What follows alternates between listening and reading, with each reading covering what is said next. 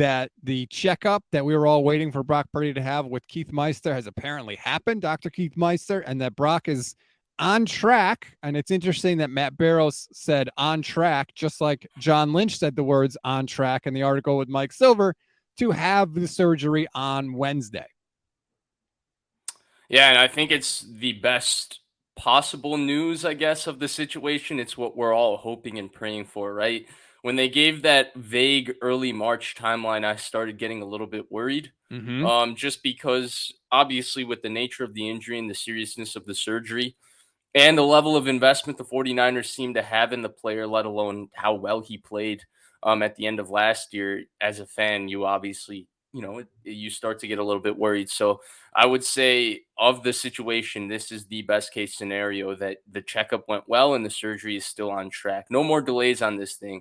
I know you get a lot of crap on Twitter when you point out that delays on surgeries is not exactly a good thing, but it's not. No, really?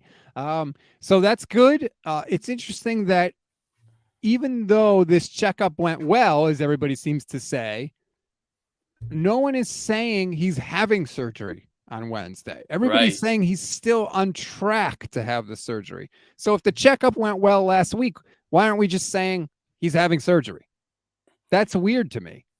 And that's, I think, I guess it just plays into the complexity of the injury and the nature of it. The fact that you kind of, I guess, have to take it in these kind of small steps where, okay, his swelling has gone down. And then the next part of it is the old audible, as Brock Purdy called it. I keep going back to that, right? Yep. It's when they actually open it up, they're going to find out what the actual procedure is going to be. And I know a lot of people are like, well, it's not a big deal. It's probably going to be this. It's probably going to be that. None of us know that. None of us will know that until the surgery happened. And just there's the John Lynch quote right there. It could be 6 months. It could be 9 months. It could be 13 months. And to me, the sooner that this happens, because based on John Lynch's combine presser, Rob, I think the 49ers are kind of wait and see on what they're going to do at quarterback right now. I think they're trying to figure out the results of this surgery before they make whatever Mm-hmm. move they're going to make. And I think that's, excuse me, Ooh, I think you all that's right? surprising. Yeah. I'm good. I'm good.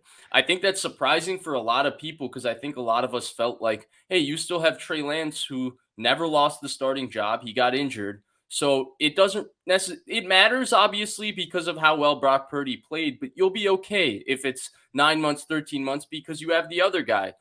It doesn't seem like, based on John Lynch's comments, they seem to look at the situation that way. We don't know how they're looking at it, but it doesn't seem like that. And so, therefore, I do think right now a lot of their offseason is being dictated by when they think Brock Purdy is going to come back. And I think because John Lynch was even kind of wishy washy on the quarterbacks coming into this free agency, he was like, oh, yeah, we'll get to that. We got to look at them. And that makes me think that everything on what kind of quarterback they're going to bring in all depends on the surgery that this guy has. 100%. And just a little behind the scenes for people. Vish and I have been talking for like the last 2 hours just about this Right. whole situation. And I thought you asked the most relevant question here. There shouldn't be as much uncertainty as there is, right? Because it should be, look, we don't know what's going to happen with Brock. If Brock Right. can't go, Trey's going to be healthy. He's the guy. That's what it should be. But why isn't it that? Why shouldn't we think that Trey Lance is going to be the starting quarterback?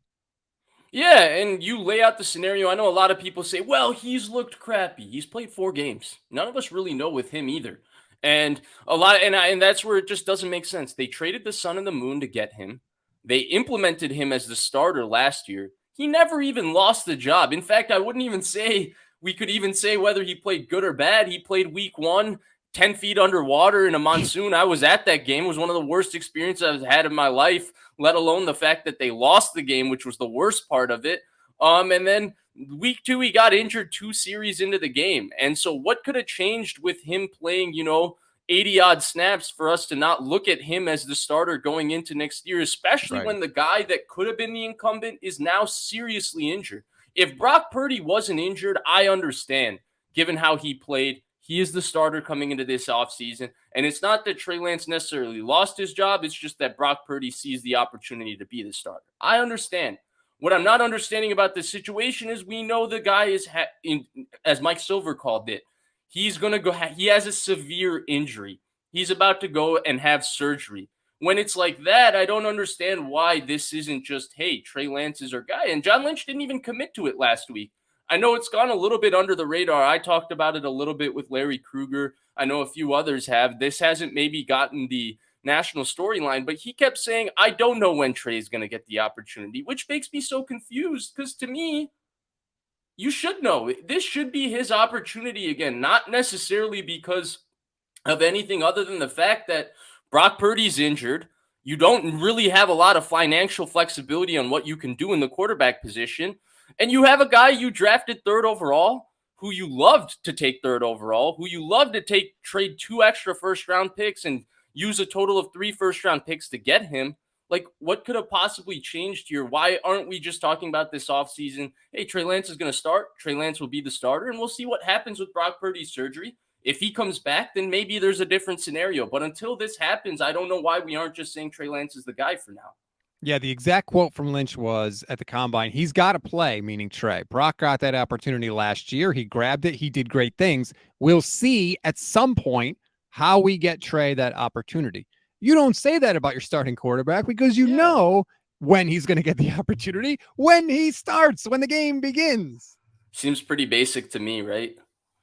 It is endlessly frustrating. Corey with another super chat. Thank you. Possible this utter confusion and enigma is rooted in a broader divide in the front office. 49ers are a paradox, playoff team, yet they often seem in disarray. They do this to themselves a little bit. What the 49ers don't do, and maybe you want to give them credit, maybe not, they never say the easy puff thing that will allay controversy, right? Like they always leave the door open. Like John Lynch could get up on the podium and say, Brock's hurt.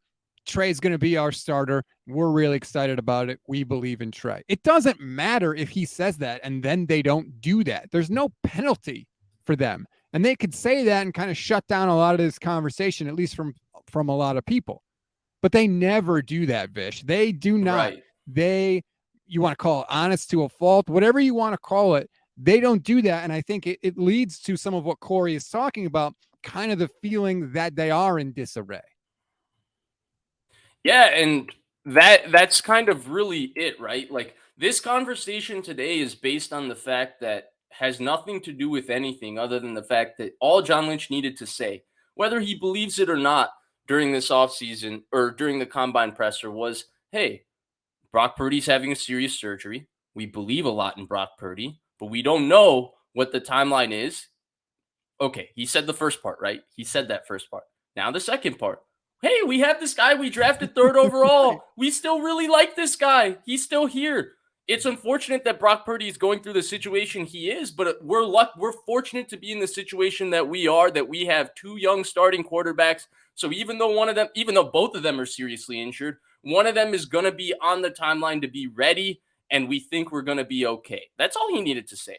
Instead, he said, Trey needs to play. I love Trey. He didn't compliment him once as a quarterback. He complimented him 8 times as a person, which read into that what you will. And then let alone the fact that he said, I don't know when he's going to get his chance. I don't know. What do you mean you don't know? You're in charge of the team. You and Kyle Shanahan. You drafted this guy. And the other guy's hurt. And here's the weird thing. If you want to say it's because Lance has gotten hurt, okay. If you want to say it's because Lance hasn't been good at practice, okay. But guess what? The quarterback the 49ers had to be pulled away from kicking and screaming, Jimmy Garoppolo, was bad in practice. Remember, he threw 5 straight picks. We found out about that. He was also hurt all the time. He got hurt every year of his career except one. And yet the 49ers kept putting him out there. In fact, they even brought him back when they could have just cut him and spent more money on free agency last year. They didn't do that. Instead, they brought him back and put him out on the side practice field as like a show for people to see, for players specifically to see. And yet they're dinging Trey Lance for the very same things that plagued Jimmy Garoppolo. That doesn't make sense either. Right. And here's the statement that really got me, Rob, because you're absolutely right on the Garoppolo comparison, right? There's no doubt about it. That was actually more openly reported, right? Just about every beat reporter, every other camp practice used to say he played poorly. Not an indictment of who he is as a quarterback. Like, he's a starting quarterback. He's one of 32. That means he's pretty good at what he does.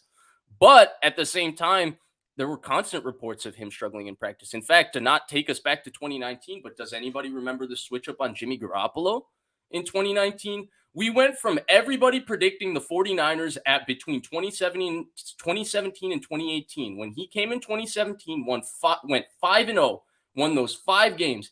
Every single media pundit was saying, this is the next it team. This is the it team, right? The year before it was the Tampa Bay Buccaneers with Jameis Winston and Mike Evans, and that was a flop. And I was actually worried as a fan at the time. I was like, hey, you guys all hyped up that team and they suck. Why don't hype up my team? Let my team go under the radar. There's always but one. They were hyping up that team, right? And then week 1 was really bad. He threw the 3 picks. Week 2, I thought, was worse than week 1 because week 1, at least he was throwing the football. Week 2, he was scared. He was standing in the pocket for 6-7 seconds against the Detroit Lions. They almost blew that game, but they got an offensive pass interference penalty. Week 3, they were down, 35-7 against the Chiefs, and then they were starting to come back. He looked like he was starting to play better, and he got hurt, right? So in that 3 games in that offseason, we went from that to the next offseason. There's speculation where, national insiders like Chris Mortensen and Mike Silver are reporting, hey, Kyle really likes how that Nick Mullins guy runs his offense. And if Jimmy Garoppolo isn't playing well and it hasn't looked too good in camp, they're going to have a really, really quick trigger with him. That was reported. Now, it never came to fruition, and I don't think it had anything to do with Jimmy Garoppolo's play because through those first 7 games of 2019, Garoppolo did not play well. He played well in the second half of the season, but he did not play well in the first 7 games of that season, but the 49ers were 7-0. So how are you going to replace a quarterback when you're 7-0, even if he's not playing well? And he eventually figured it out, and he played well. They went to the Super Bowl. All great things. I'm wondering how the same exact switch-up happened here. That was 3 games of Jimmy Garoppolo that the national perception changed in 1 year, right? How did this national perception change after 2 games, right? Everybody was saying he's going to be the next star. He's going to be this. He's going to be the next guy. They believe in him. The Mahomes plan, right? Where did all of this go? Why is John Lynch, when he's asked about both quarterbacks, saying he's talking about Trey Lance, and he talked about, how early in his career he struggled to stay healthy and then he figured it out. And he said that's the biggest challenge. We have a team that's ready to go right now. He has to get out there and play. Brock got that opportunity this year. He grabbed it, did great things. Okay, I agree. Here's the part that gets me, Rob. We will see at how we get Trey that opportunity because we very much believe in who he is as a person, as a quarterback. If you believe in who he is as a person, as a quarterback, why is there a we will see? There's no healthy quarterbacks on this team.